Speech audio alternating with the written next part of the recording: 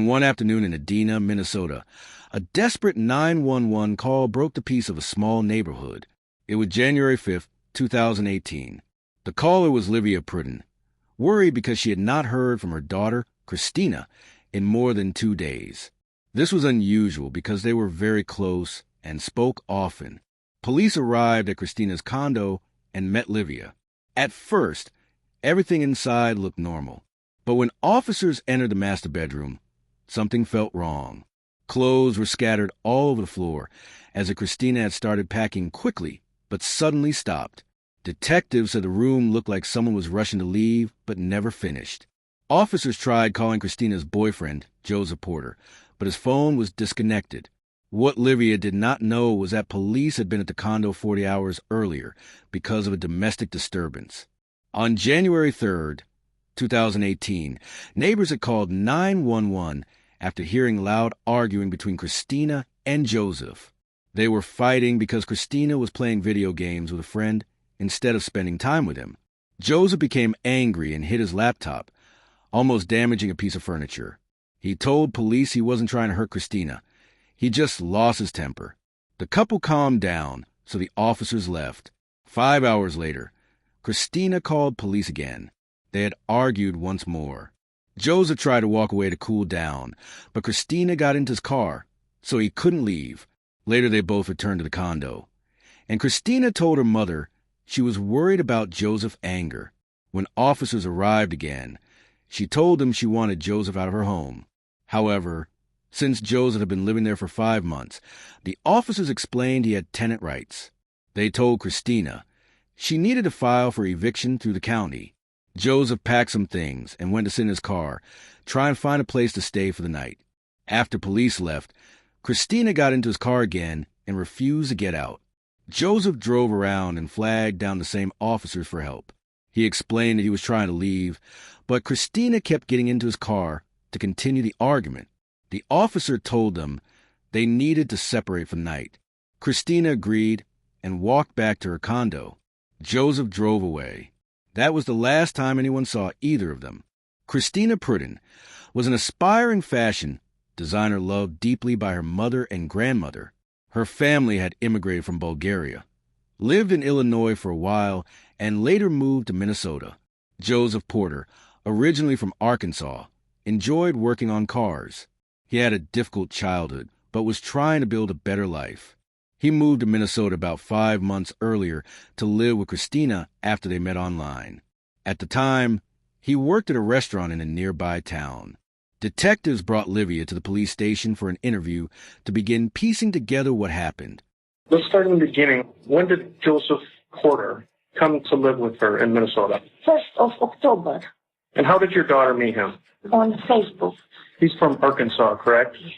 So how often? Did you talk to her? Like 2-3 times a week. When was the last time you talked to Christina? Wednesday, when she left me a message at 8:54 on the phone. And what did it say? She told me she want to go in Arkansas, but I will go with him. Does Christina have a best friend that she would always talk to? Jacob. Jacob is the only one? Yes. He messaged a lot to her on this phone. She sent a lot of messages. Whose phone is that? Phone is mine. My Christina told me to give this phone to her because you can talk with Jacob, and with the other phone, that smartphone, to talk with Josh. Can we take that phone? Sure. Okay. Livia told detectives that both Christina and Joseph struggled with serious mental health problems. Christina was on Social Security disability because she suffered from anxiety, depression, insomnia, and PTSD. She took several medications to manage these issues. Joseph was also diagnosed with depression when he was young, along with reactive attachment disorder, a rare condition that develops in childhood when a child experiences extreme neglect or inconsistent care. It makes it difficult for a person to form healthy emotional attachments. Like Christina, he also received disability payments and took medication. Back at the condo, crime scene technicians made several discoveries. They found a Walmart receipt and checked the store security cameras. The footage showed Christina and Joseph shopping together, buying groceries, including perishable food. This told detectives the couple did not plan on suddenly leaving town. Inside the condo, a suitcase was found with $1,100 in cash. Investigators also found Christina's wallet, ID, and EBT card. These were things she would never leave behind by choice. Then detectives found something far more disturbing. Using luminol, they discovered a bloody handprint between the bed and the closet, along with a red smear on the closet door. Technicians collected samples and sent them for DNA testing. Phone records revealed more clues. Joseph's cell service had been disconnected 2 days earlier, on January 3rd. Christina's phone was active until 4:13 a.m. on January 4th, only hours after police last saw the couple, and 1 day before her mother called 911. After reviewing the scene, detectives also interviewed Jacob, a friend of Christina's. After checking Jacob's phone records and listening to his statement, police ruled him out as a suspect. Detectives reviewed old police reports and discovered a long history of fights between Christina and Joseph. In one report, Christina accused Joseph of sexual assault and got a no-contact order against him. But neither of them followed the order, and Christina later told police she didn't want to continue the case. She said she thought Joseph might have believed the encounter was consensual. Then investigators finally caught a break. A database showed that on January 4th, at 8:30 p.m., Joseph was pulled over by the Missouri Highway Patrol, more than 600 miles south of Edina. Hey, man. Hey, the reason I'm stopping, your tags are showing that they're expired. Expired? Yeah, they're showing that they expired in July of last year. No, that's 2018. Well, the computer says 2017. I just bought this car. When did you get it? A couple days ago. In Minnesota? Yeah, on Facebook. You have your driver's license on your car? Is that where you're coming from, Minnesota? Yeah. Oh, cool. Headed to where? Back home. Okay, where's that, Arkansas? Yep. Okay, cool. You have the paperwork where you purchased it? That's in the trunk? In the trunk? Yeah. Okay, cool. I'll have you jump out. What's all this stuff for? The show? Work. Where you work? I work in Arkansas. I understand that. Where at? I work for a private contractor. Okay, cool. All right, man, I'm going to have you jump out, come back, have a seat with me, okay? No weapons on you, pocket knives or anything? Nothing at all? Okay, cool, man.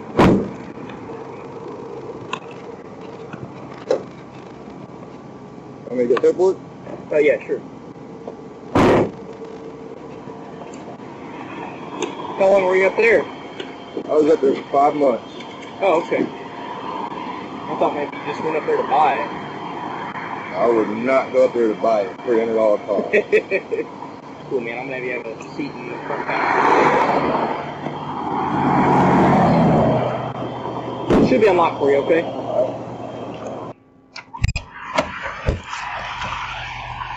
It's not quite as cool as your ride, but it does the job. My car needs a transmission, that's why I can't take it past 60. Oh, okay. It needs a radiator, all kinds of work. You didn't fill anything out? No, I have not filled anything out.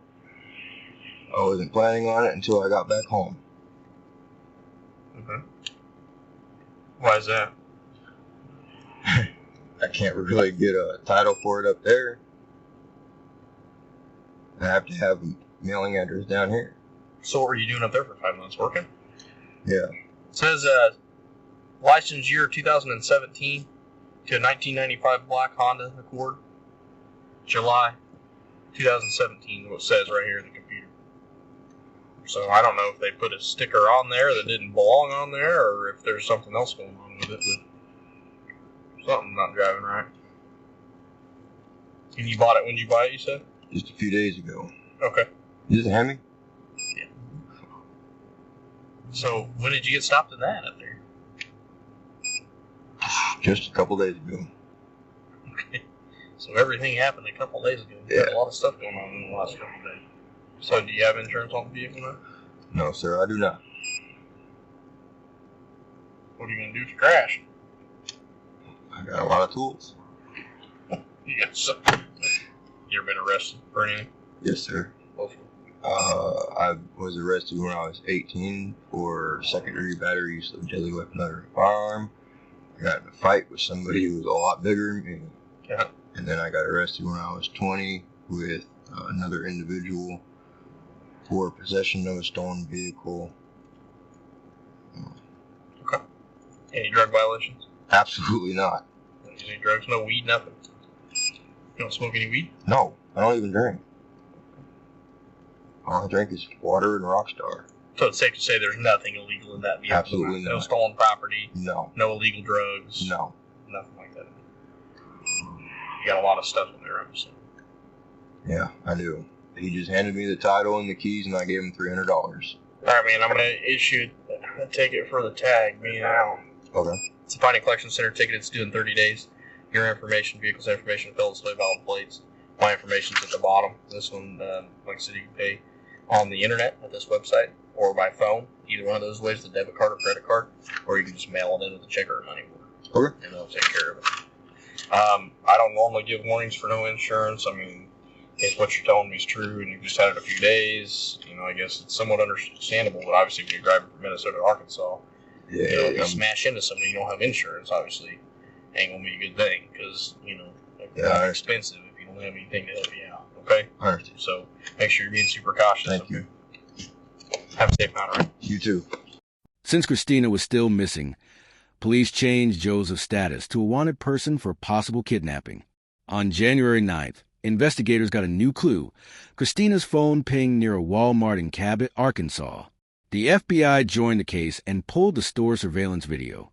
The footage was glitchy, but agents were able to identify Joseph entering the store. He returned an item at customer service and soon walked out with another man. Agents followed the second man's movements on the video. He walked into a hallway that didn't have cameras. That hallway contained an Eco ATM, a machine where people can sell their old phones or cash. Detectives learned that to sell a phone, the seller has to turn it on. That moment caused the ping detectives had tracked. The Eco ATM company handed over the phones collected from the machine. Agents called Christina's number, and one of the phones in the box started ringing. Records showed the man who sold the phone was Richard Crawford, later confirmed to be Joseph Porter's husband. Surveillance showed Richard and Joseph walking out of Walmart and getting into a silver Pontiac G6 in the parking lot, not Joseph's Honda Accord. FBI agents then tracked Richard to a trailer park in Jacksonville, Arkansas. Outside sat the stolen Pontiac G6. Officers knocked. Richard answered, and soon discovered Joseph inside the home. Both men were taken into custody. Joseph had severe burns on his face and arms. During a search, officers found Christina's keys in the car, a jewelry box, a pickaxe, and gas cans near the trailer. At the police station, FBI agents interviewed Joseph Porter and Richard Crawford at the same time in different rooms. I'll have you sit right here, Mr. Crawford.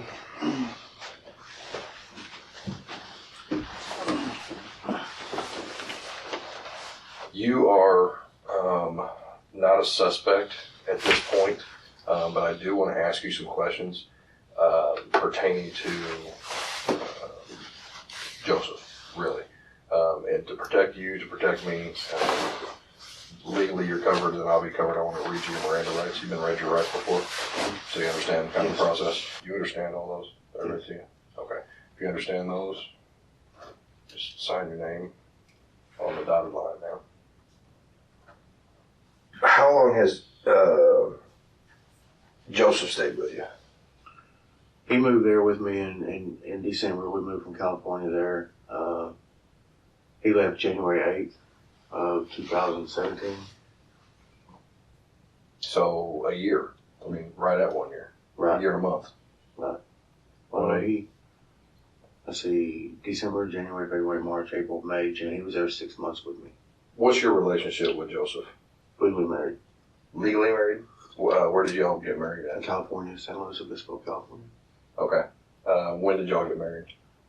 February 29th, 2016. Why did he move out? Well,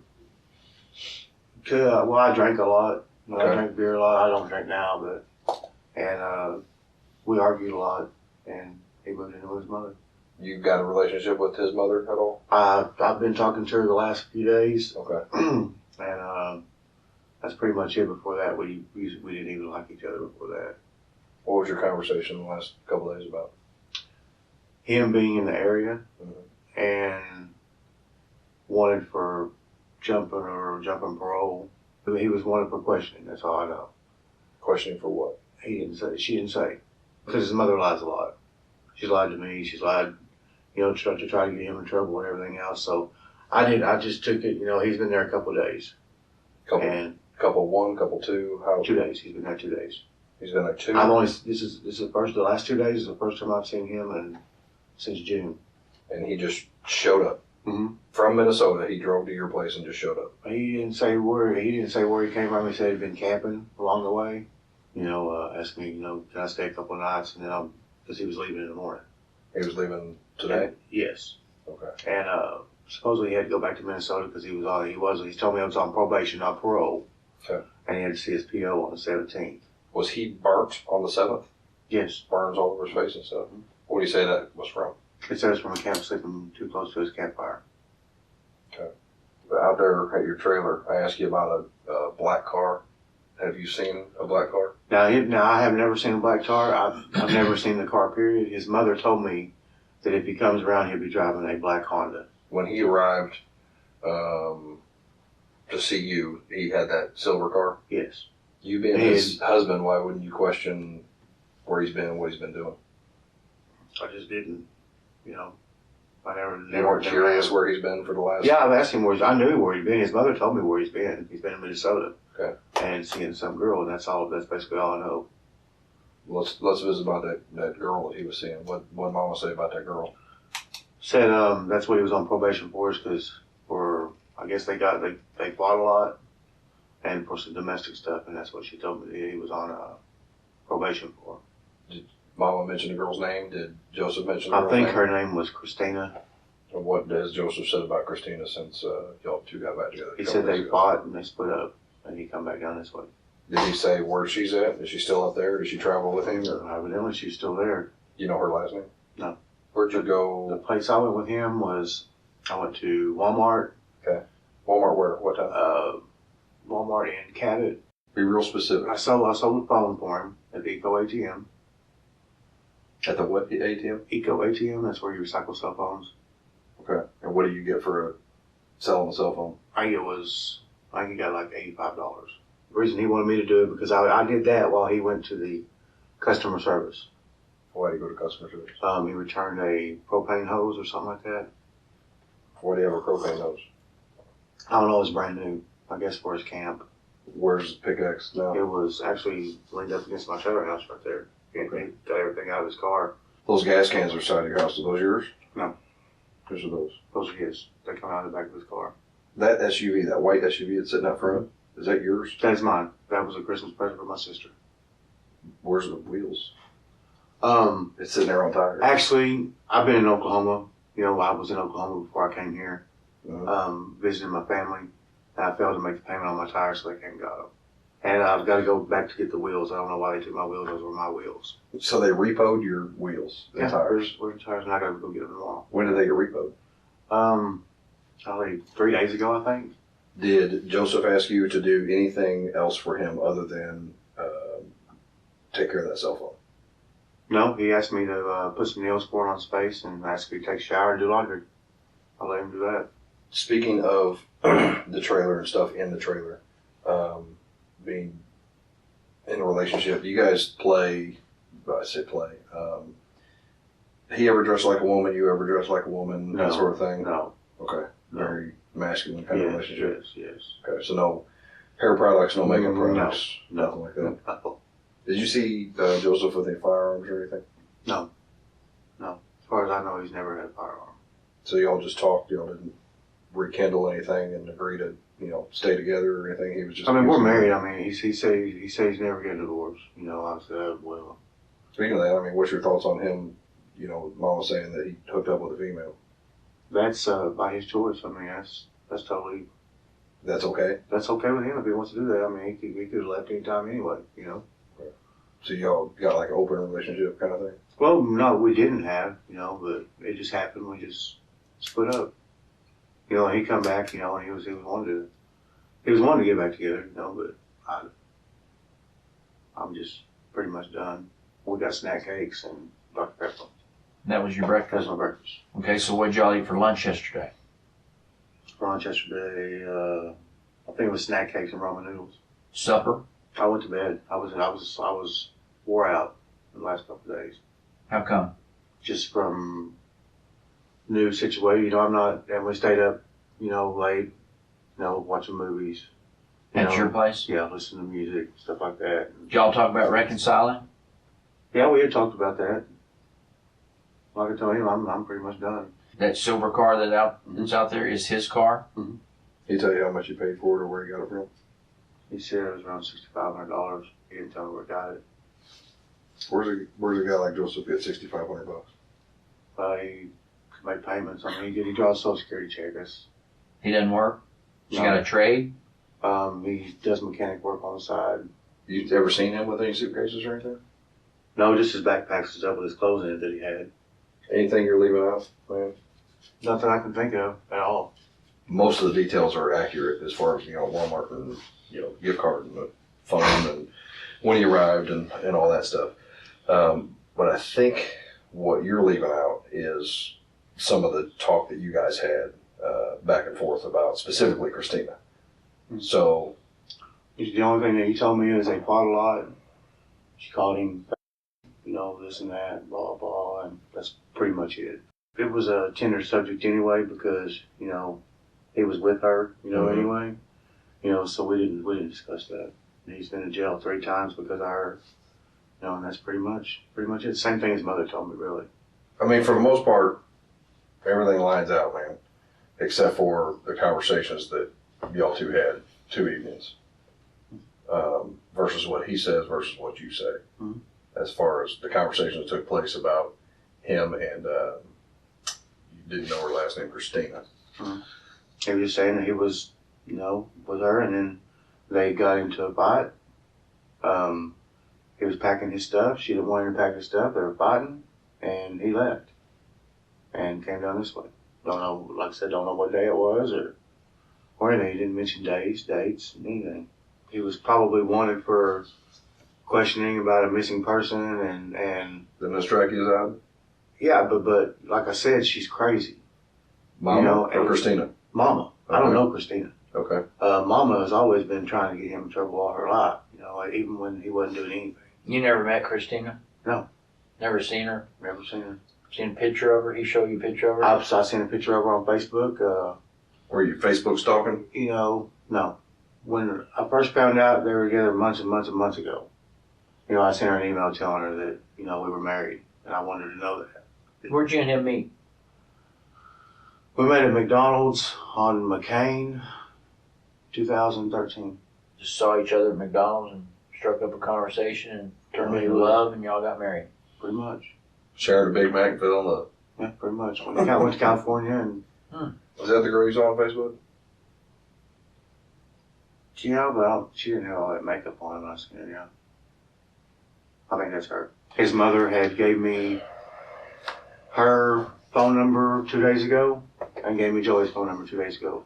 And that's the only time I've ever had their phone numbers. Did you try calling them? I tried calling them both. I told Joey, I said, if this is Joey, you know, you're more than welcome to come home or whatever, you know, because, you know, I want to talk to him. And that was it. But You called her number? I called her. No, I didn't call. I texted her number. What'd you text her? I said, is this Christina? Are you with Joey? Are you okay? That's what I said. Because his mom told me that she may be missing. Did she respond? Neither did he. What if I told you that girl's dead and he burned her up? I wouldn't What if I believe told it. I you wouldn't believe it. That he did it? And what if I told you that you were going to be charged with an accessory for not disclosing information? For something that you knew. That you sat here and that poor girl's dead. And her mama's missing her. I believe that. And you've got something to do with it because he talked to you about it. What if I said that? I don't. What would you say to her mama? Man. Wow. What would you say to her mama if you could say, I knew something and I didn't help? If I knew something I didn't help, I'd be feeling pretty bad. So what do you got to say is going to help? You better think long and hard. I didn't know whether he had weapons, whatever in the house. I was pretty much scared the last 2 days. You know, and he told me that she was dead before she left Minnesota. And So why do I have to prod you for information? Why don't you just tell me? because I don't want to. But look, listen to me. It's this, or you go to federal prison. We're just not in here randomly talking to you, okay? I mean, understand I've been you know doing what this you're doing. 31 years. I know what you're saying. I understand. We know a lot of the answers, most of the answers to the questions we've asked you. Let's back up a little bit. You said that he told you she was dead before she left Minnesota. You tell me about the day you had that conversation with him, the time of day you had that conversation with him, what led up to it, and how that conversation went. You guys wasn't sitting there eating ramen noodles, and all of a sudden him just throw out there, Christina's dead, she was dead before I left Minnesota. So you tell me in your words, because this is going to be your last chance, because I'm kind of getting tired. And I'm not going to beg you to tell me the truth, because I already know the answers. Because they're talking to him next door, and he's already told them. Today he come over, he asked me if I've ever killed somebody. And I said no. And he didn't want to go back to jail, and she was pretty much nagging or whatever. And I don't know how he killed her. I do not. Think about that before you answer. I do not know how he killed her. I do not. But he told me that he did put her, he carried her all the way to, say, Missouri, Louisiana. Wait a minute. Missouri, Louisiana? I don't know which one it was because he was telling me all, you know, and I'm dumbfounded this time. And I actually think that my life is in danger. Okay, I understand that. But Missouri, Louisiana, that's a big difference. But I think it was in Louisiana. And because he told me that's where the car was stolen at. It was Louisiana. So this car, this silver car, is stolen. Out of Louisiana. Do you know what a VIN number is? Yes, sir. Okay. Do you think we don't run a VIN number and we find out that the car is stolen? You think that's why I pulled the tarp off at the very beginning, to look at that VIN number, to run it, boom, comes back stolen? You think we didn't already know that? So how long do you think that we were just going to were we just going to leave the car there at your place because it's stolen? Mm-hmm. So he told you he killed her. Yes. He didn't tell you how. He didn't tell me how he killed her. He told me that he burned her. And it was in a C-train or something. You know what? In a C-trans. What's a C-trans? It's like a metal container.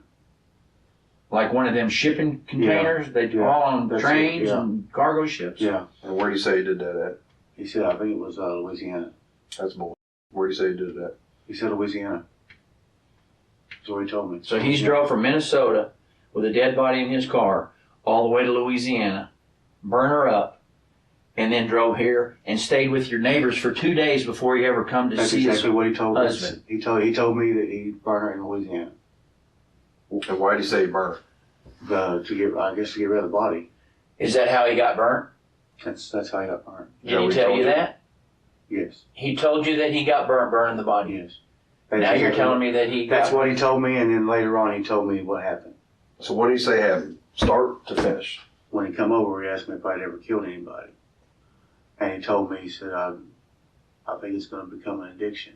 He was arguing with Christina when he was packing, and he said, he just held his hands like this, and he said, I killed her. How did he say he killed her? He just said, I held his hands like this. He didn't say, he never told me how he killed her. Strangled her, shot her. He never said that. Never said, not how he killed her. You know, I couldn't understand him really. He was crying. He was upset. And, you know, the way that we were, you know, I thought, you know, I might have been next. Because he said he might be addicted to it. Right. And he told me that he got some gasoline and he burned her. That's all I know. He told me he burned her. And he said he doesn't think the dental records will come back or whatever. And He said he cut her up first? no. How did he get her from Minnesota to Louisiana? He said she wasn't actually in the car. He said something about a suitcase. I remember him saying something about a suitcase. He said he poured 2 gallons of gasoline in that thing and lit it on fire, and that's the concussions were burning, is what he said. After he got to the house, we'd talked a while, and then he started telling me things. What else did he tell you? And he just said that the reason he did it because he didn't want to go back to jail. Didn't want to go back to jail for what? over him and her fight. Domestic abuse thing? Because he said that those cops had been there 3 times that day or something when he left. Is that why you got rid of the phone for him? You pawned it instead of him? No, he just asked me to do it while he took that thing back in there. He didn't give you a reason to say this is Christina's phone, I need to get rid of it. Nothing No, like he that. told me they were all his phones. When did he tell you that the car was stolen in Louisiana? That was yesterday. And what did he tell you to do with the black car? He told me that he sold it for junk. He didn't tell you what city in Louisiana? No. Didn't you think that was odd that your husband just admitted to killing somebody and then you just not Yeah, and I tell was anybody? I was dumbfounded. Well, he told me exactly. He said if you tell them anything, I'll only be here on probation violation. I'll be out. I will get you. I'll make sure they get you for accessory if you do tell them anything later on. When did he say this? That was today. He had a rifle at the house last time, and last time we got into it, I mean, he emptied 10 shots just right outside. What kind of rifle? It was a 22. I didn't believe him. I actually didn't believe him when he told me. I didn't believe him. But then we come in here and we told you. Mm-hmm. Basically the same story. Man, that And hit your home. comment was, And that hit home. yeah, but your first comment was, I wouldn't believe it. I wouldn't believe that he would do something like that. But he already told you that he did. Mm-hmm. But he told me, but I didn't believe it. I really Do you believe it now? I believe it now that you told me. What kind of good times did y'all talk about? About like when we was in California and we lived on the ranch and we worked and had our dogs. Just fun times. So y'all go from talking about killing somebody to Immediately. fun times. Immediately. That's why I didn't buy his story. Did you help him get rid of her? Hell no. Had he ever been violent with you? Yeah, he's been violent. That's why Put his hands on you? Yeah. Choke you or hit you or what? Or both? He's done both.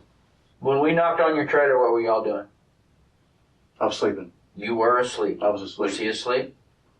As far as you know? I woke up and he said there's cops all around the trailer. Is all I said. And you knew why. I figured it was for his probation violation. But I knew also that it was actually true then. You know for a fact there's no I don't know guns in for a there? fact that if he's got one, it's in his stuff. I want to tell you, I appreciate you finally cooperating, because the first time we walked out of here, we was just going to let you kind of hang. And you'd be going to jail for a long time. And then he decided, let's go in there and give him another chance. Appreciate it. Because you don't want to have to go I down just for don't- something he did. I don't understand that how he would do something like that. Hey, it's Joseph, right? Mm-hmm. You go by Joe or Joseph? It doesn't matter. Doesn't matter. All right. All this for a probation violation. Well, man, we'll get to that. I don't have time for this.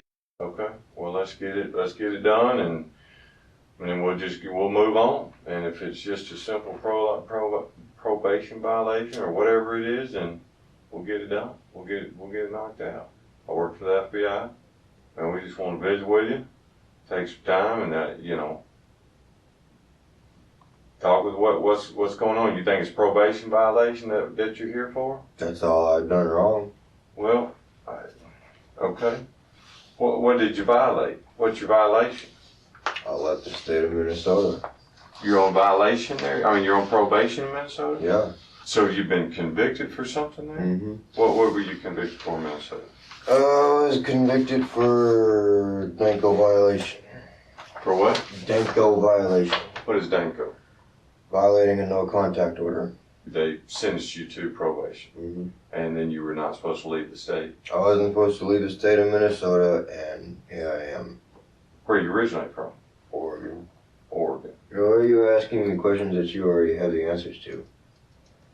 That's part of it. I mean, some of my answers I know, and some I don't know. I got in a Suspended fight with sentence, right? somebody who was a lot bigger than me. Okay. And you got a battery charge, and you got a 3-year suspended sentence. Right. I don't know what 3 years suspended sentence. You didn't go to jail for that one, did you? Yeah, I went to prison. In where? In this state. In Arkansas? Yeah. I'm not showing that, see, so I don't know everything. Did you do any prison out in California? I did 9 months in the county jail in California for possession of a stolen vehicle. So you've been through the system. You sat in front of law enforcement before, right? Yeah, I have. And I'm tired of it. All I want to do is live my life and I just want peace. Well, I can appreciate that. That's what I do for a living, is try to make peace. That's what both of us have done for over 20 years, is try to make peace. Let me put it this way. I don't know who my father is. My mother is bat crazy and a pill popper. Since I was 13, all she's done was me over. If I don't give her what she wants, she me over. I'm not stupid. I know this is her doing. Well, explain to me what I you know mean by she that. called the cops. Again. On you? Yeah. For what? Why would she have done that? Because I was over at my husband's place. I'm not stupid. This is how she does. The first time she did this, I was 17 and I was in a juvenile facility because of her. She called the Secret Service and told them that I wrote death threat letters saying that I was going to kill Obama and Biden and whoever the vice president was. 17 years old. The Secret Service came and talked to me. At this time, though, I need to read your rights, okay? Joseph, how far did you go in school? 7th grade. Okay. Do you read and write okay? I've been reading and writing college level since I was 9. Good. I have read this statement of my rights, and I understand that what my rights are. At this time, I am willing to answer questions without a lawyer present. Okay. So you want to talk to us? If you'll just sign your name right there. I went up there for a woman, and it didn't work out. The only good thing that came out of there was I was proud of 2 things. 1, opening up a bank account. First time I ever done that. And 2, actually having a tax-paying job, which I've never had for that long. What job did you have? I worked at Bunda Bistro, And what is that? a very expensive upscale Restaurant? What'd you do there? I was a dishwasher and food prep. Did you like it? I loved it. The entire time I was in Minnesota, it was nothing but problem after problem. I met a girl online, dated her online for a month, and then I moved up there to her. It didn't go good. I ended up going to jail 3 times over her. Yeah, I lived with her, but after the no contact order, I started living with my boss. And that was temporary, and then I ended up living at the restaurant in the grease shack behind it. And when the court was over and they lifted the Danko, I moved back in with her, and it didn't go good. I think I was there for 3 days. Finally, the 3rd or 4th day or whatever it was, the cops were involved 3 times, and they helped me pack my stuff and load it all in my car, and I left. And you came back to Arkansas to see your mom, or to? No, my mom Your sent husband? me. My mom sent me a text message saying she doesn't want me around. That's typical. I'm used to that. So I ended up just going to my husband. We're trying to fix everything. I mean, he just surprised me because he quit drinking beer, and the 2 things that we always argued about was alcohol and finances. So what about the relationship in Minnesota? I was with a girl that I met online, and it just didn't work out. 2 miscarriages, and always fought about the same thing. What was that? What'd you buy? Money. Did she work? No. I worked. What is her name? Her name is Christina Brodden. A few days of living with her, we got into 3 arguments, and finally I just had enough. And I told her that we weren't going anywhere. This is our future. This is what we're going to be doing. And I'm not going to do this. How did she take that? Not good. She started screaming, and I got mad, and I asked her to quiet down. You know, the walls are thin. Neighbors can hear. It's condominium. Finally, after 30 minutes or some crap of being yelled at, I yelled at her, shut the f up, and she just got louder. So I ended up breaking one of my computers, and the neighbors called the cops, and they came over, and we explained to them what was going on, and they left. 30 minutes, an hour later, they came back again. They helped me pack my stuff and take it down to my car, and I told them, hey, look, I got somewhere, I have to work the next day. I cannot deal with this. And they told me that the best thing to do is just end it. They left, so I had all my stuff in my car. The third time the cops were involved was right after they left. I was sitting in my car, and I wanted to smoke a cigarette before I started driving. She ended up walking outside, and I seen her, so I put my car in reverse, tried driving off. She grabbed my door handle, so I slammed on my brakes. I don't want to be responsible for anything. She got in my car, and I asked her for about 20 minutes, please get out of my car. And she would not get out of my car. She just kept begging me not to leave, not to go, stay. Finally, I seen a cop drive by, and I was like, you know what? There went a cop. He's going to help me get you out of my car. And it was one of the same guys that we talked to twice that night already. So I asked him to help me out, and he had to actually escort her out of my vehicle, and another guy helped me into my vehicle, and they told me, get out of here. So I left and didn't look back.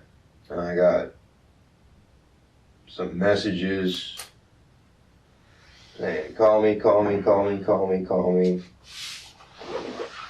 I love you, and like that. And she had her disability, I have my disability, and I had my job, and I was proud. You drove and you got as far as Iowa. Mm-hmm. And your car broke down. Yep. What'd you do with your car in Iowa? Left it. Just on the side of the road? Walked away from it? Or did you sell it? No. What'd you do with it? I was in a city and I just left it right there. What city was it? Des Moines. You left it in Des Moines and you snuck on a bus. Yeah. What kind of bus? It was like Greyhound, but it wasn't Greyhound. And you rode it to where? Little Rock. You just happened to get on a bus? No, I stayed there until I found the right bus. That was coming to Little Rock? Mm-hmm. And then when you got to Little Rock, where'd you go from after you got off the bus? Started walking. I seen Richard and my husband. Okay. Where'd you see him at? I went over to his place. He know you were coming? Did you call him and tell him? No, we haven't talked in 6 months. And what have y'all done for the 2 days you've been there? We've been eating Twinkies, drinking Dr. Pepper, and watching movies. Anything else during that time period y'all been doing? Y'all been getting out and about, going out to eat, going to Walmart, No, we going to Subway? No, What have y'all gotten out and done? nothing. I know he's got 2 vehicles outside of his house. I don't know what they are. He's got 2. Are they both his? I don't know whose vehicles they are. Okay. When Minnesota contacted us, talking about the Danko order, they said that they had a police record that you were stopped in the evening shade by a state trooper. Okay. In your black Honda. I was never stopped by a state trooper in evening shade. I mean, it wouldn't come up that there was a mistake. I mean, they've got your a black Honda that you were in. You weren't written a citation. Alright, you know what? I don't want to talk about that Honda.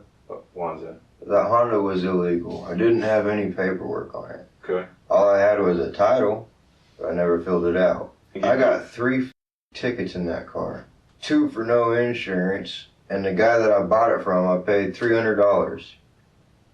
The guy that I bought it from took one of those little bitty stickers off another license plate and put it on that one. Didn't tell me that it was expired. So I got a ticket for that. What I'm worried about is these tickets biting me in the ass. I don't want to lose my driver's license. I understand, that's fair. Joseph, we're trying to communicate here, and it's just me that's doing all the talking, and I'm trying to help you out in trying to get the story like we talked about. what happened from when you left Minnesota so I can let the people there in Minnesota know. Where's the car now? I don't remember where I parked it. You I just pulled over at a gas station. Here in Arkansas? Yeah, in the state, and it just wouldn't go. Well, there's a silver Pontiac that you were driving, and how did you come to acquire the silver Pontiac? Or is that another car you don't want to talk about? That's another car I just don't want to talk about. Strike two on vehicles. We didn't do well with the cars. No, we're not doing good with cars. My last 3 vehicles before the black Honda were all pieces of shit, and I don't want to talk about those. Is the Pontiac a decent car? No, it's General Motors. I've already had problems out of that one. You went to Walmart in it. Well, that's the only reason I know. And then it's over there at the house. And Richard said that it was your car. And I just don't want to talk about that. okay, don't want to talk about the car. Well, all right. Tell me what happened to your hands. My hands in my face, I was out in the woods and I fell asleep next to my campfire. Did you ever hit her? No. Never hit her? No. Did she ever hit you? Yeah. I heard she accused you one time of Of rape. rape. Yeah. Yeah, and then she turned around and told them that to drop it, that she didn't want to pursue. And they did drop it. Yeah. I mean, did that happen, or was she just trying to? She was pissed off at me. She was just trying to get a charge on you. Yeah. How'd you take that? I just called her a liar. And I told her straight up, do you know what they're going to do to you in court? They're going to put me on a voice analyzing stress test, and I'm going to pass that with flying colors. And when they give you a lie detector test, you are going to fail and you are going to be charged with perjury. Where's Christina now? She's in Minnesota. She's in Minnesota at the condo? Yeah. Last place I seen her. Because they tried to contact her and she won't respond to anybody's calls. Okay. When they were looking for you, they were trying to find her and they can't find her either. Okay.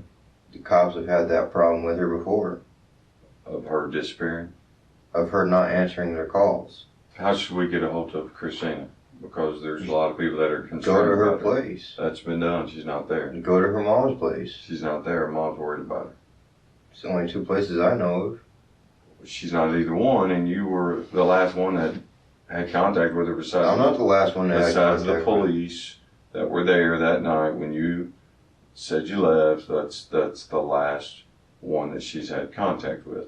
So that is also something we're trying to do is contact and find her to find out, you know, when you disappeared from there and you came here, we're trying to find out, you know, where she's at. We're trying to find you and find where you are. Have you talked to her since you've been back here?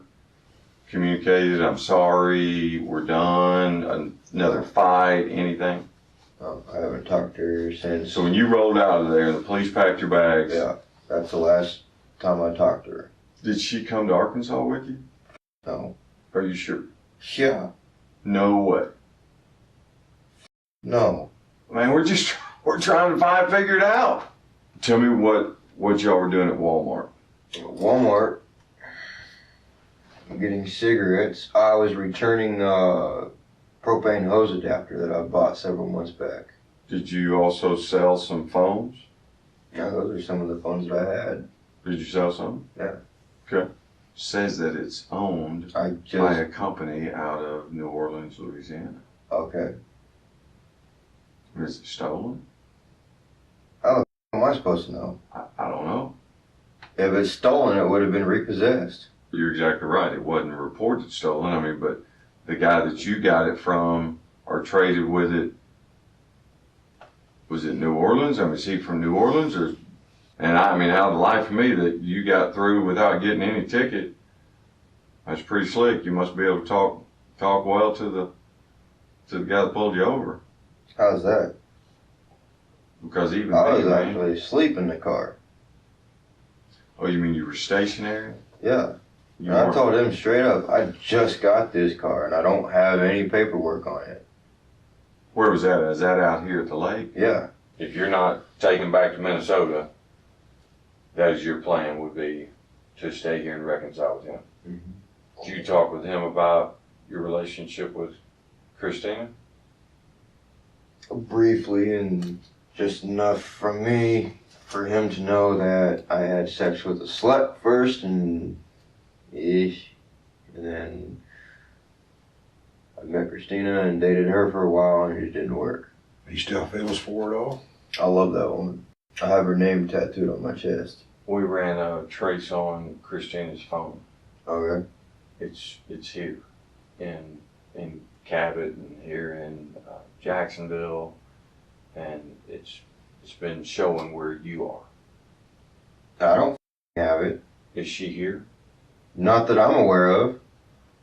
Well, where you've been today, the phone has been turned on where you've been, because we got you when you were over at Walmart. Okay. And in that area, and the phone was turned on at the same time that you were in that area. If you have her phone, it's not that big a deal. I don't have We're trying her to phone. find her. That was a mistake on my part if I grabbed it. But there's a lot of phones. I grabbed like 7 phones from her place. Sold all of them. For her to be in the places that you were today would be impossible then. Unless she's stalking me, yeah. Okay? We haven't seen that. Good. Well, her mom is worried sick about her. Did they have a good relationship? No, they didn't. They didn't? No.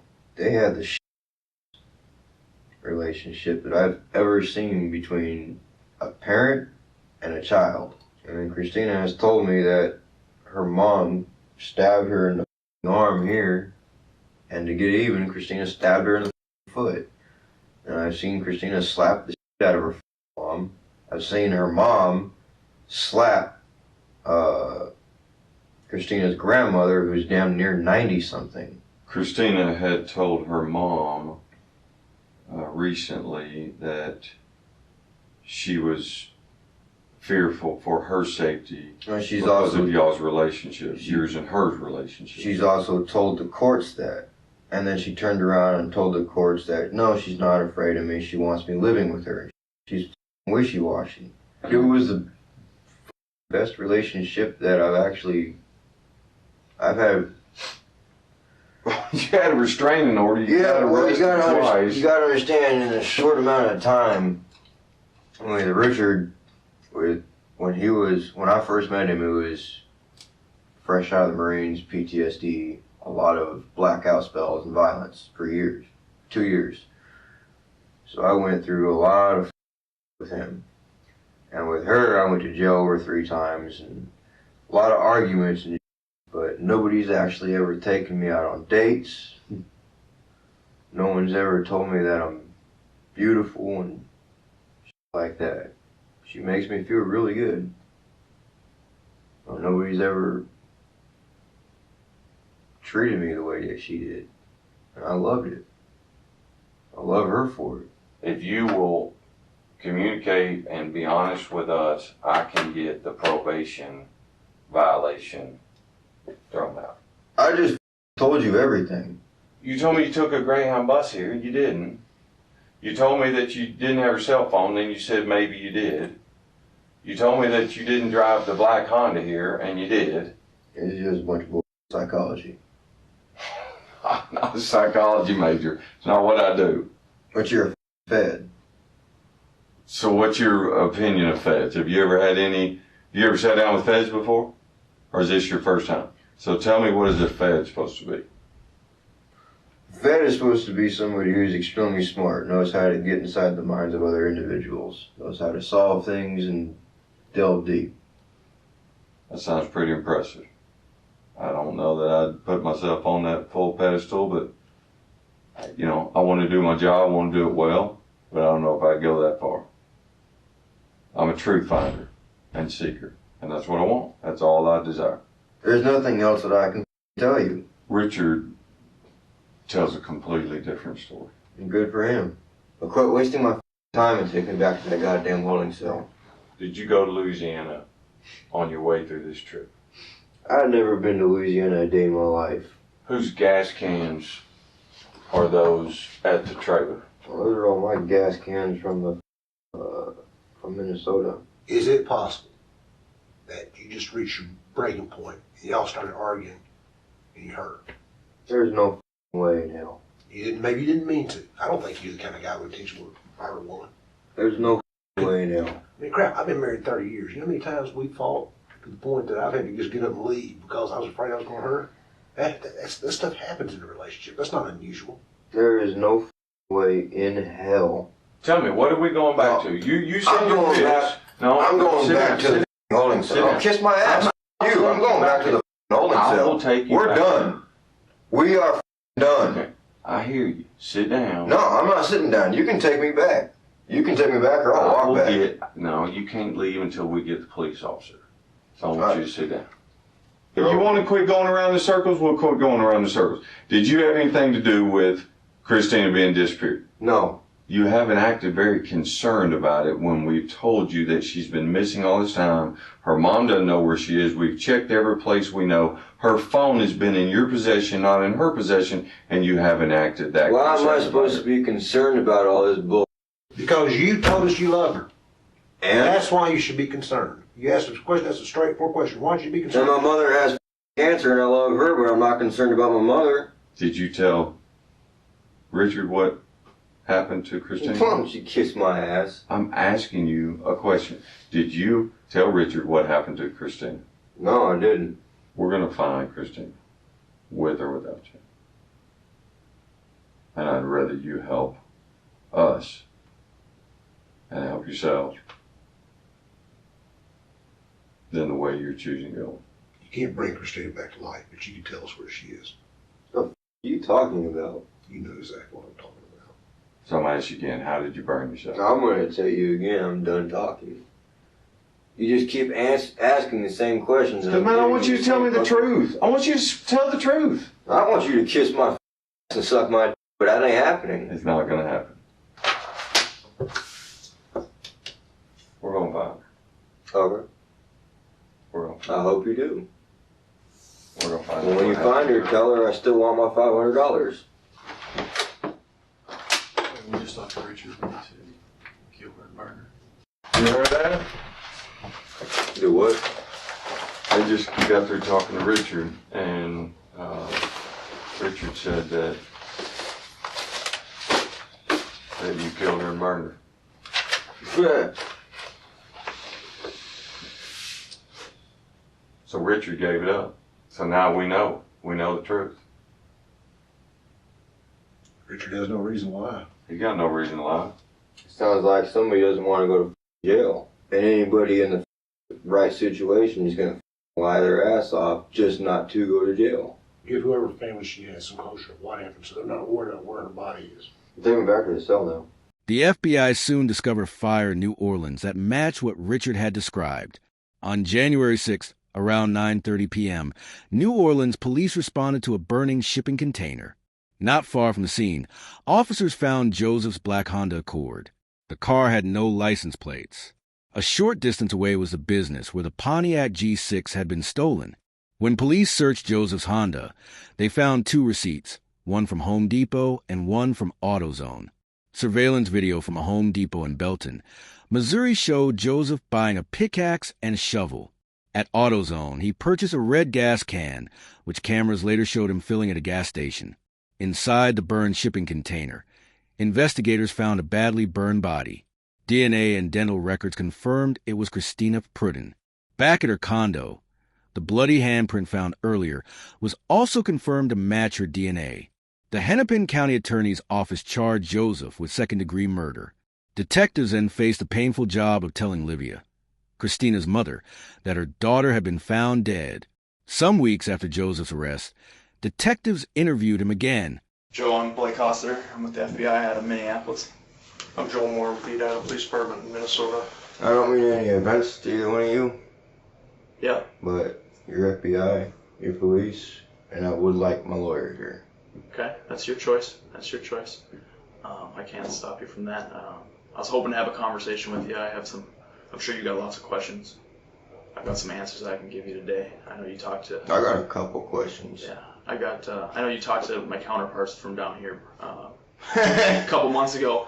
They didn't have a lot of answers when they were talking to you, so they were kind of jerking you around. So I was hoping we could have a different kind of conversation today. But you know, if that's what you want, that's what you want. That's your choice. I mean, I don't mind. You know, you can go ahead and ask the questions because I am curious. Yeah. But I'm more likely going to say I'd like to answer that or have my lawyer here or whatever. That's absolutely, you're right. So I had, because you're in jail, I have to read you your Miranda. But we can talk after I read that, and at any point you can stop it or say you don't want to answer it. I mean, that's totally up to you how you want to play this, right? I'm not here to give you legal advice. If you want your lawyer here, we can wait to have your lawyer here. Before I ask you any questions, you must understand your rights. I'll be honest, I'm willing to sign anything. Okay, all right. Doesn't matter if it's that or anything else. Eventually, one of these days, my name is going to be worth something, so I'm helping you out. Yeah, all right, man. Let's get through this and we'll get to it, all right? You want me to read out loud? Yeah, that'd be great. I have read a statement of my rights and understand what my rights are. At this time, I am willing to answer questions without a lawyer present. If we start bumping into lunch, I'll have them bring some food, okay? Okay. You're not going to miss a meal because of us. No way. Maybe I could talk them into getting something better. I can give them some cash or something if they'll allow that. I understand that you like Dr. Pepper. Right? Am I wrong? You've been talking to too many people. I told you. I come down here with answers this time. Last time you had a conversation about what happened. Either that or now I actually know has been reading my 14-day late letters. I came down here with a lot of answers today. Like you said, I've been talking to a lot of people. I've been talking to your husband, I've been talking to your mom, I've talked to your ex-girlfriends, I've talked to Christina's family. Talking to what? Yeah, yep. No. Yep. I've gotten around.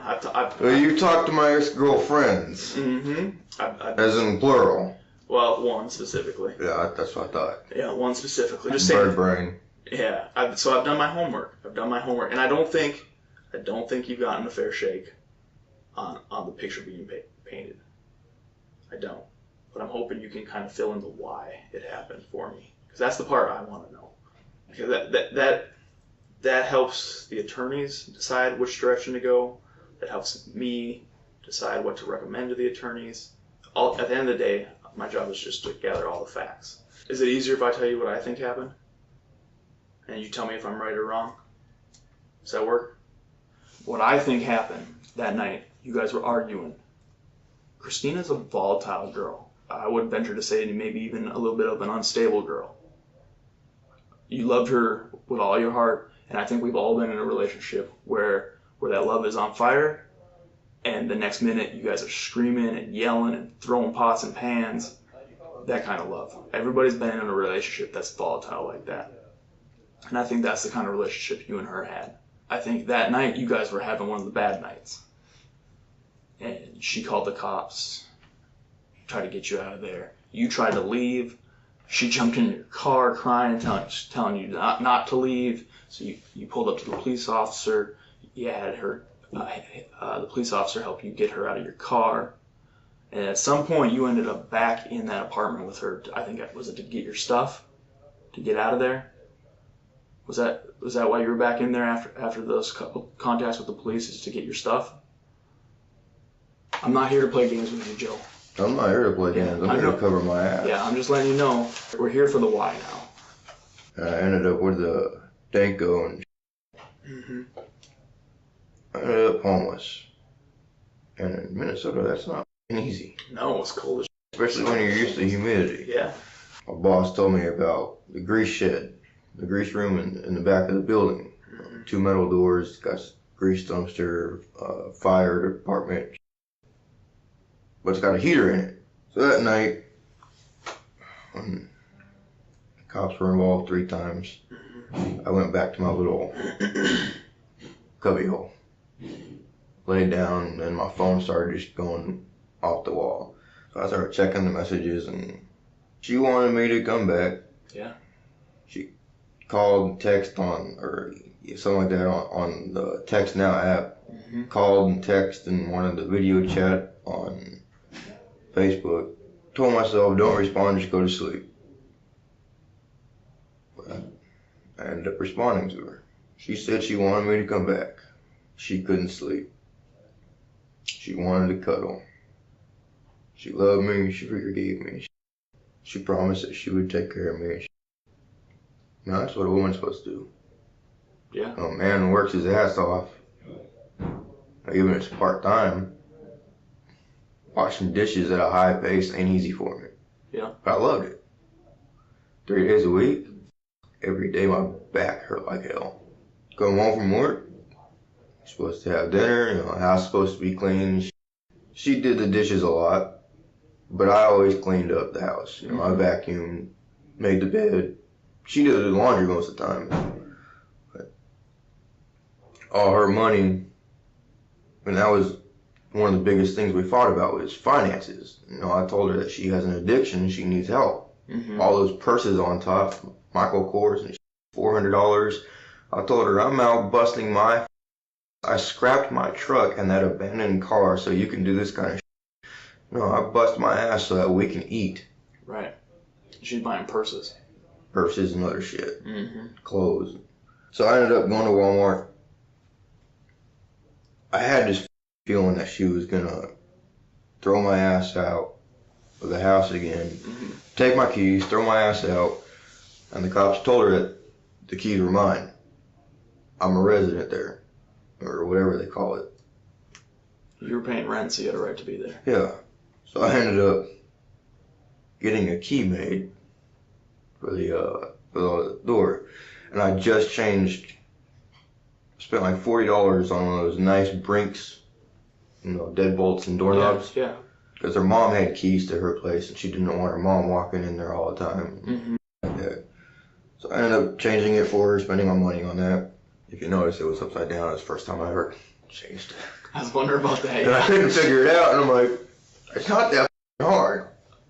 It can't be that hard. But I can't figure it out. Hey, it worked, right? It's got some motor oil, I can figure it out. Hey, you got it to work. I got it to work. Welcome to Arkansas. Yeah. Got the key made. I can't remember if I bought cigarettes or not. I think I did. I think I might have bought something to eat. But on my way to the cash register, I passed by these huge bears. Oh, stuffed animal? Yeah. And Valentine's Day was gonna be in February.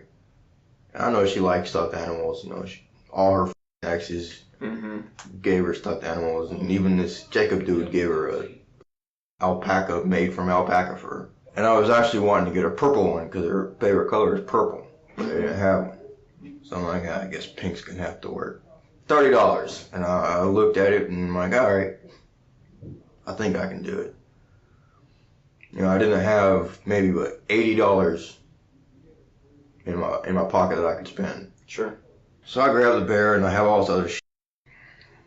I check out, walk out of Walmart, smiling, thinking everything's gonna be all right. That I will tell you, every vehicle I have, piece of shit or not, I will push it to the limits. Her car, Christina's Chevy Malibu that she had. Okay, I took that every day that I was going from her place to work, 110 miles an hour. You never got stopped, huh? Never got stopped. Sitting in her car, and I'm trying to come up with a plan. What am I supposed to do? I got the bear. That's gonna make her happy. She wants to cuddle. She wants me to hold her. She'll take care of me. I think she forgets me. Go to the door. Go up. Knock on her door. Hold the bear up to where it's just the bear's head and the. Yeah. Yeah. People, yeah. She looks out. She stands there. She opens it. And I see a look on her face. It's a look I've actually never seen. And it wasn't excitement. It wasn't pleasure. The smile wasn't. There wasn't anything behind the smile, and her eyes were conniving. They're hiding something. I just pushed that aside and said, yeah, I got you something. Now whenever I'm at work and you got something to cuddle with. She's like, oh yeah, you're right, I do. Throws me off, kind of creepy, and didn't know how to respond. The thing that hurt the most is like, is she using me for my money? I get $76 a month in food stamps. I just spent 75 something on her vegan shit. Mm-hmm. Every time she called it off or I called it off, I told her I want my money. She's like, you're not getting it. You can take me to civil court. $500. You're gonna throw me out there on the street broke with no money when I just spent everything on you again? So I end up falling asleep. She ends up in bed. I throw my leg over her legs, throw my arm over her. Mm-hmm. I'm sleeping. All of a sudden, everything just happens real quick. I'm dead asleep. It's dark. My arm gets thrown off of her. And that hurt. When you're on your side and your whole arm just go wham like that, that hurts. So that woke me up. And briefest of time, as soon as my arm comes back down, I get a elbow in the sternum. And that hurts. Mm-hmm. My half Richard hit me there a few times. He's a Marine. The pain doesn't make me cry or anything, but it pisses me off. Sure. You know, I'm dead asleep, and then all of a sudden something happens. So I jump out of bed real quick, thinking that something's gonna go down. And I look at her. She's standing up. She's pissed. I'm like, what? What's going on? And she just starts screaming and yelling all over again. So I go back over to her, and I'm like, let me guess. You hit him. She's like, yep. I'm like, all right. Yeah, I want you to do me a favor now. I want you to come with me to the storage shed so I can grab my fucking duffel bag, grab my sleeping bag, and I'm going to grab the rest of my shit, and I'm gone. Mm-hmm. You wanted me to cuddle with you. I wanted you to take care of me. Can't you see I'm white? I'm sick. I can't deal with this shit. The stress is killing me, and I have to be at work today, and I have no energy and no tolerance for any more of this shit, so I'm leaving. I'm not coming back. She grabbed the doorknob, standing in front of it, refused to let, and what pissed me off is she knew that it pissed me off, because she knew I was not gonna touch her. So she would do shit like that on purpose. Then she would put her hands on my chest and push me back, and she knew I wouldn't grab her. She knew I wouldn't push back and push her out of my way. It pissed me off that I was helpless. Right. You know, she wouldn't let me leave, and all I wanted to do was leave. Right. All I wanted was my speaker and my sunglasses my mom gave me. She refused to give me my speaker back and my sunglasses. Made me mad, but it pissed me off. Yeah. Because my arms are as long as her feet to head. I can just grab it. So I have absolutely no energy, and my patience is wearing thin. I want to leave. Mm-hmm. So I end up opening the closet. I bent over and I reached for it, and she pushes me over. And it doesn't take much to push me over when I'm sick. Yeah. I'm sitting down looking up at her, and I'm like, what is your problem? You know, you come off as small, sweet, innocent, and you cry in front of the cops, say all this about me, and again, you lied to the cops about me. Mm-hmm. Why do you think I'm not in jail this time? Because they know better. Right. They know what's going on. Why don't you just stop, let me get my and leave? You're not the innocent angel that you claim to be. Fuck it. I will come back tomorrow and get my with the cop. This. So I get up and I walk to the bedroom door. She jumps in front of it, does her whole little tear-jerking, crying, screaming at me, you don't leave me, you don't abandon me. I'm like, hey, should have thought about that before you reached my jacket. You should have thought about that before you had the cops call. You should have thought about that before you decided to do all this. You are bipolar. You got a drawer full of medication. And I know for a fact that you are not taking your prescribed medication the way you're supposed to. You have problems. I have problems. This tornado volcano ain't working. We've been down this before.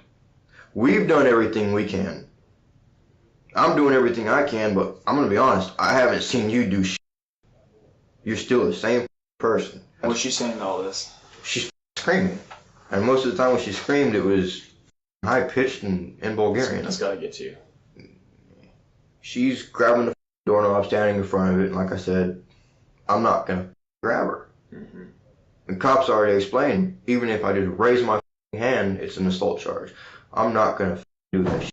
Mm-hmm. And I told her, look, you need to get out of my way. And it's only a matter of time till I can not control myself. Right. I need to leave. So she's pushing you. Yeah. Yeah. And she does this on purpose every time we fight. She ends up jumping on my back, wrapping her legs around me, wrapping her arms around me. Pisses me off. I'm already weak. Yeah. I can't hold 125 or 130 pounds up, so I fall over. Are you in the living room or are you in the bedroom? Bedroom. Okay. And I'm looking up at her. She's standing or is she? Yeah, she's standing. Okay. I'm looking up at her. And she starts slapping me, punching me, and hitting me in the mouth and pulling my hair. I grab her hand when she has my hair, and I remember standing up. I told her, you up. What And happened? everything else is just black or really foggy. You use your hands?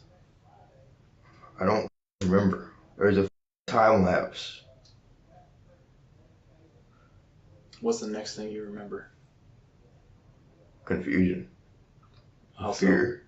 And if I'm too pissed, problem comes out. And I told her about him.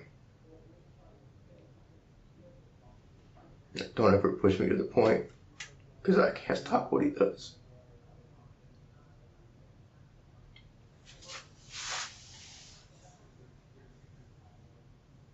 Joe, what's the next thing you remember? Next thing I remember, there was a time lapse. Mm-hmm. I was scared. Okay. And I was confused. Still in the bedroom? Oh, Where were you? I was back here. I didn't know what to do. You were back where? Back in Arkansas. Where was Christina? The problem that I told her that I had that I can't control, his name is Pete. And Richard has seen him so many times. Pete's you? Pete's not me. Pete comes out through you? What did Pete do? He What did he do? Well, you're obviously remorseful. We know that. The only time that I know what Pete does is when he tells me. Okay, what's he told you so far then? You said the next thing you remembered, you were back here in Arkansas. Was that before or after you went to New Orleans? So where was Christina? Was she in that Connex box? Is that where she was when you were back here? Is that where you left her? I didn't do anything. Tried to keep everything from happening. I begged her to stop. And she pushed you. You had to defend yourself. I get it. She pushed you past that point. Every man has that line that you can't get pushed past. I dream about her. What's that? So you dream about her? When I can sleep. I used to sleep really peaceful. I was only a couple of hours, and I wake up sweating. Were you excited to have a kid with her? Oh yeah. And when she called me when I was at work, when the Danko was in place and told me that she just had a miscarriage, I stopped what I was doing, told my boss I needed to leave, and I hauled ass over there. You don't want to talk about certain things. I can respect that. Why'd you pick New Orleans? If I know. Just dumb luck? That's just where you decided to go? If I know. What was the shovel and the pick for? Or what was your plan there? That's the thing is I'm getting a lot of details and information, from the police report, from people's statements, and I'm still trying to piece everything together. It's all confusing to me. I know what happened. Mm-hmm. It's not making sense. Yeah, I get that. I get that it was in a fog. I mean, there's a lot of pressure, a lot of stress. You know, your adrenaline was running the entire time, which is a super long time to be on point like that. I'm going to say this jokingly, but I'm also going to be serious. Mm-hmm. Counseling, I tried getting it when I was in Minnesota. I tried everything I could. Talked to everybody I could. But the only pill that's going to help me now is a lead pill. I can tell you from experience from doing this for quite a while, once a person talks about what happened, and really talks about it. Yeah, they feel better, but then they end up shooting themselves in the foot. Do they though? At the end of the day, the cards are dealt. What's happened's happened. The outcome's going to be the same. It's, do you want your story to be heard? Do you want that weight off your shoulders? Do you want a chance to tell your story? When I all started out, I met her on this app. I think it was Tinder or something. You know, like you get the multi-shots. You got this person, this person, this person, this person. Yeah. So I'm just scrolling, and all of a sudden I see her. I'm like, hold on. So I click it, and I'm like, holy shit. That's a Snow White dress. I love Disney. You know, and Frozen is my favorite movie. Mm-hmm. Classic Disney is my favorite. So I asked her, is that a Snow White dress you're wearing in the picture? And she responded, yes, it is. How'd you know? And I'm like, I like Disney, and I was just curious. I saw just the top part right here. Sure.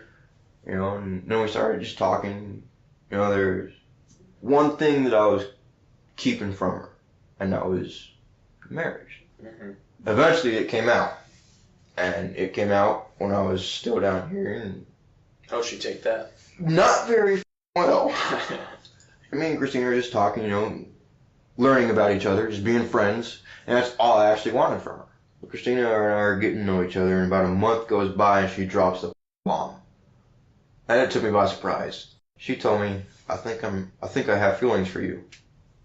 And when I read that message, I'm like, oh, what do I say? Should I just tell her the truth? Thanks, but I'm only interested in friendship, or should I just be nice and say the same thing? So I decided to go with nice. But over the time, I ended up very quickly, after I said that, falling in love with her, actually. So I ended up telling her, and the next day after I told her, I get a message on Facebook. Can't remember what all it said, but in blatant terms, she broke up with me. Right. So I ended up sending her a message like that by creating another profile, which is the only thing I could think of. Sure. You know, and I was very polite. Sent her that message, thanking her and telling her I hope you find what you're looking for in life. Well, I wake up and my phone's going off and Christina's crying, asking for forgiveness, asking for a second chance. I look at my mom and I'm thinking, this is not a good idea, this is not a good idea. Alright, I'll give you your second chance and we'll see where it goes. Are we still on for me coming up there for a week and you coming down here? She's like, yeah, okay. I was not going there to have sex with her.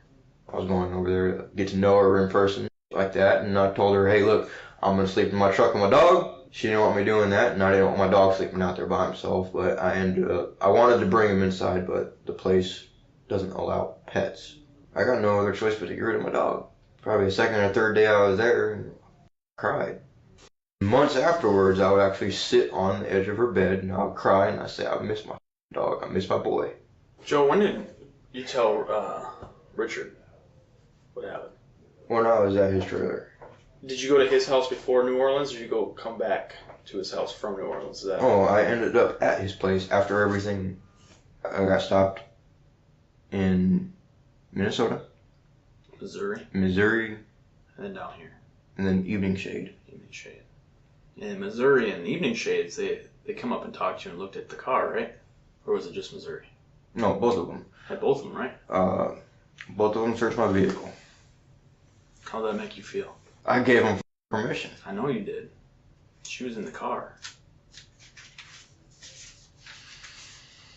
How'd that make you feel? It's a lot of pressure.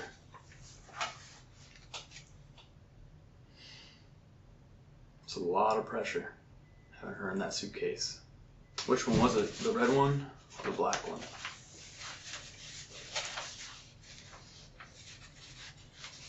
We've got pieces of the suitcase with the body. So I know the answer that she's in one of these two suitcases. I'm just trying to help put the last little pieces together.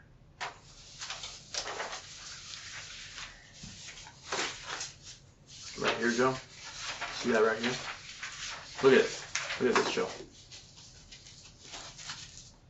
Right here, that's the sliding rail from the handle from the suitcase.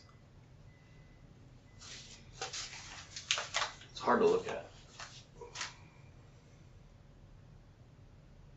But all this didn't happen because you're some sort of animal. This all happened because of the way you were pushed and the way you were treated. How she wouldn't listen when you told her to stop. She pushed you too far and you couldn't keep it together. Right. Am I right? She wouldn't listen and you couldn't keep it together. You put your hands on her neck and you choked her.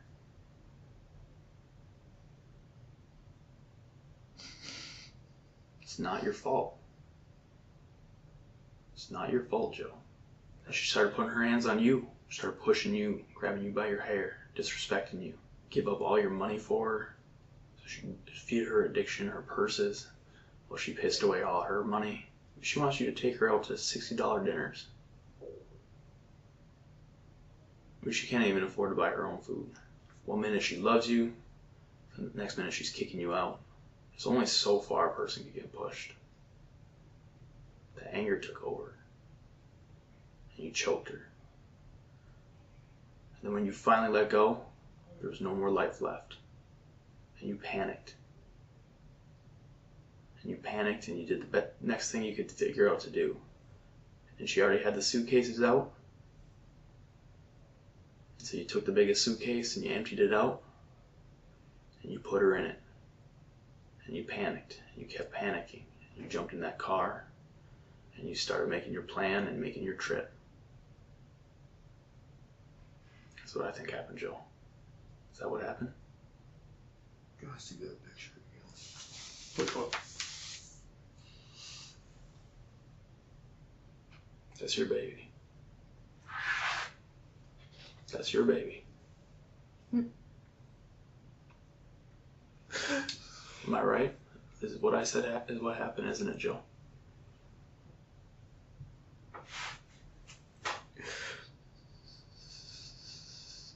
It's hard to look at. It's hard to look at.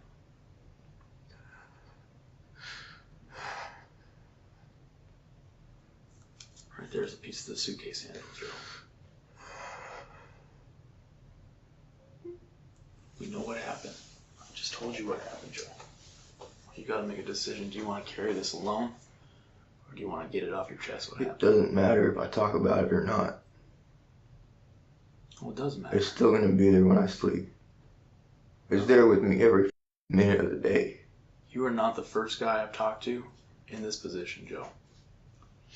I've had this conversation with multiple men with similar actions, facing similar consequences. And right down to the last of them, they have all told me when everything was done and they've been sentenced,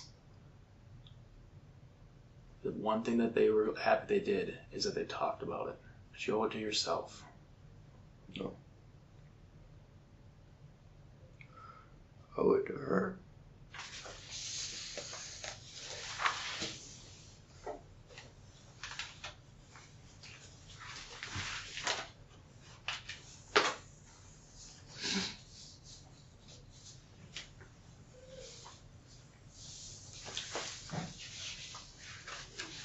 Joe, what'd you do to Christina? It happened in Minnesota, where you killed her, and we both know you did. It's a state murder charge. It's 25 years. You're what, 25, 26, 27, somewhere in there? It's a 50-year-old man walking out. The state has parole. And I'm not saying that's what you get, but that's how the state works. Federal. A federal His cap is federal kidnapping. Class Y felony, which is capital murder, which is either death row or life without. Mm-hmm. So what matters where it happened. And I would much rather sit my ass in a cell for 10 years waiting for the needle than die an old man in prison or come out an old man in prison. Either way, telling us what happens gets you there faster. Those are your choices to make. So you want a confession? And that'll seal the deal. Guaranteed. I don't make any guarantees in this world. That'll guarantee my fate. Your fate is sealed. That'll make it all a whole lot quicker. There's no trial or anything. It's true. I just want those pictures.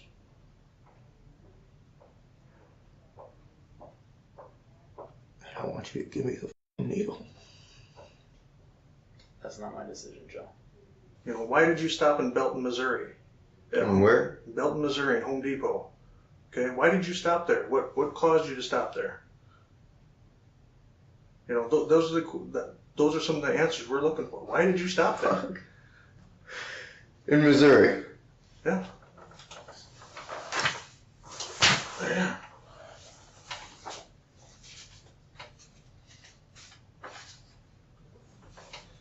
It's the little pieces now. Before I knew where you got them at, I originally guessed that you were planning to bury her in Minnesota and realized the ground was too frozen.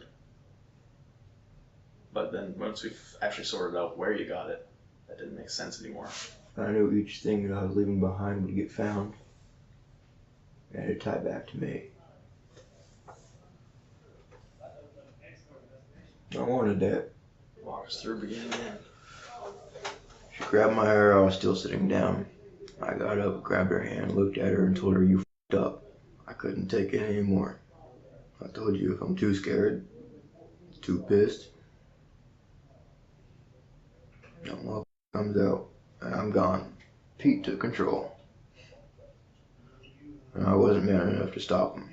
I grabbed her by her nightgown, by the front of it, and I threw her onto the bed. Reached in the closet, grabbed the bag, ripped it open. Started grabbing some of the gifts that I got her. And I was screaming at her that we're done, we're done, we're done. So I started ripping Barbie dolls' heads off and arms and bit the tail off the wolf and broke the necklace and like that. And all I wanted was my and to leave. That's it. She kept hitting me, and finally I had enough when she backhanded me in the mouth that I backhanded her back. And when I did that, I slapped her a couple times. And I sat on top of her, on the bed. I started punching her. Punched her in her ribs. To knock the wind out of her. Can't breathe, can't fight. Punched her in her face. I got tired. So exhausted real quick. I got off of her. I sat down. She sat up. I looked at her face. And I just started crying. She said, "Is it bad?" And I said, "Yeah." "You want me to take you to the hospital?" She said, "No, I want the cops to." I'm like, "Okay." She got up, looked in the mirror. Her right eye was swollen. Her forehead, where her hairline was gashed. Her right cheekbone was gashed. And when she saw her reflection, she got even crazier than she ever was. And I was on my knees, the power cord around my neck, begging her to kill me. And I was begging her for her forgiveness, telling her how sorry I was, asking her to let me take her to the hospital. She started screaming so loud and out of control. Started scratching me, or slapping me, punching me, over and over and over. Finally, I got pissed off again. And I ended up hitting her more. She ended up sticking her thumb in my eye. I wrapped my arm around her throat.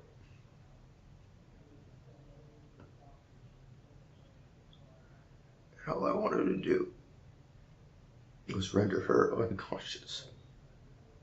Just put her to sleep. Just for a few minutes. At that time we were on the floor. In front of the closet, in front of the bird cage. And I'm so far gone. I felt her body go limp. So I figured she was asleep. I got out from under her. I looked at her. Her tongue was hanging out of her mouth.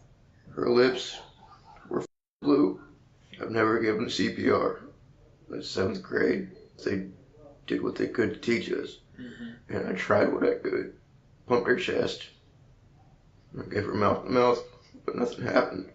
And I was so tired, and I gave it everything I could. I was crying. I was scared. She wasn't moving, she wasn't breathing, and I panicked. I didn't know what to do, so I emptied out the red suitcase. I emptied out a charcoal gray one. I put my sleeping bag in the gray one. And my food. I ended up taking some of her jewelry, taking all of her cell phones. I put her in the red suitcase. I took them both out to my car, put them in the back seat. I just started driving. Didn't have anywhere planned. Didn't know where to go. Didn't know what to do. Thought about going to the police station with it. Thought about going as fast as that piece of car can go and going into traffic. Driving off a bridge or something. But I didn't. I told myself, she needs a funeral. I can't just leave her in a suitcase. I can't just dump her off somewhere. So I ended up somewhere. I thought it was in Minnesota and Home Depot. I bought the tools. I was gonna bury her out by the lake where I fished at, so I can be close to her. But the ground was frozen. And I got even more scared, so I got back in my car. I kept driving. I wasn't scared when the cops searched my vehicle. I gave them permission because I wanted them to find her. I ended up in New Orleans. Don't know why the fuck I ended up there. I wanted to bury her because it was proper. I didn't want to throw her in a dumpster. That's just fucked up. Didn't want to just leave her in a ditch because that's fucked up. And I pulled her out of the suitcase. Exhausted. Took me about 5 hours to dig a small hole. I had no strength. I put her in it. And it just wasn't right for me. I looked at her, and I've never seen somebody's face so peaceful. Not in life, not in sleep. There was something so tranquil and peaceful about her face when I looked down at her. It didn't make sense to me. So I picked her back up, and I sat down. 2 or 3 day cadaver. The smell bothered me, but I love her. And I talked to her like she was alive. I told her I was sorry. Please forgive me. And I told her I couldn't bury her. I asked her if she would be alright being cremated. Of course, there wasn't any response. So I put her back in the suitcase. I dragged it to the C-trains. I piled up pallets. Put her on top of it, which was one hell of a struggle. I stacked some tires. Poured 2.5 gallons of gas. And it got on my pants. Got on my boots. I didn't care. I'm smart enough to know that fire is a mother. And it needs air. So I took her all the way to the back. Knowing that the fire would go all the way to the front. And I stood right there, 2 feet from her. And I struck that lighter. And it blew my back. and it hurt like hell. But it didn't do what I wanted it to. Survival ended up taking over, and I ran out of there. I stopped, I turned around, and I looked. I didn't go back down the road, but I saw the flashing lights, and I knew she'd been found. And I knew it was only a matter of time till they found out who she was. Part of me was happy. Then I left. I went back to Richard. And I knew it was only a matter of time. I had that feeling that y'all were going to show up, so I didn't sleep. I just waited every day. I asked myself the same question. Why did I even bother going back? Did you leave the gas can behind? With gas in it, so it'd blow up. Oh, and with her? Okay. When I lit it, there were 3 different explosions. Every one of them hurt like hell. When I got out of jail, I can't remember what time, I was done talking to my mom. Because all she's ever done for me, Richard, Kyla, Christina, was cause problems. Talk behind each of our backs about one another. She tried a wedge into everything. Everything that made me happy, she had to destroy. Where's your dad at? I don't know. My mom don't know. And y'all guys don't even know. Yeah, we don't. And to be honest, I don't think the guy that's actually on my birth certificate, Porter, the last name I have, is my father.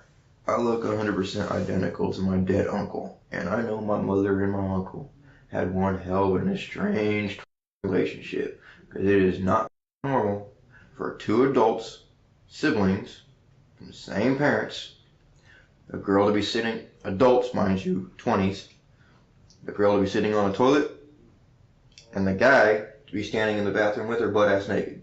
That's just not normal. No. So I was able, through time, to put enough together that I'm inbred. And it does not make me happy. I really f***ed up. I did everything I could, but it wasn't enough, and I gotta pay for it. I don't know if either one of you have ever taken a life, but this is extremely hard. Especially someone I love and care about. I could have protected her from everybody, but not from myself. She told me about one of her ex-boyfriends. I threw on my gay bar, threw on my camo jacket, grabbed a steel pipe, told her get dressed, we're going over to his place. I'm gonna beat the shit out of him. We ended up. Richard Crawford did not know about the murder until Joseph told him. He was also not involved in stealing the Pontiac. Richard didn't know the phones he sold were stolen, so he was not charged with any crimes. On January 15th, 2019, Joseph Porter pleaded guilty to second-degree unintentional homicide. He was sentenced to 20 years in prison and is expected to be released in 2034. For more videos, click the subscribe button.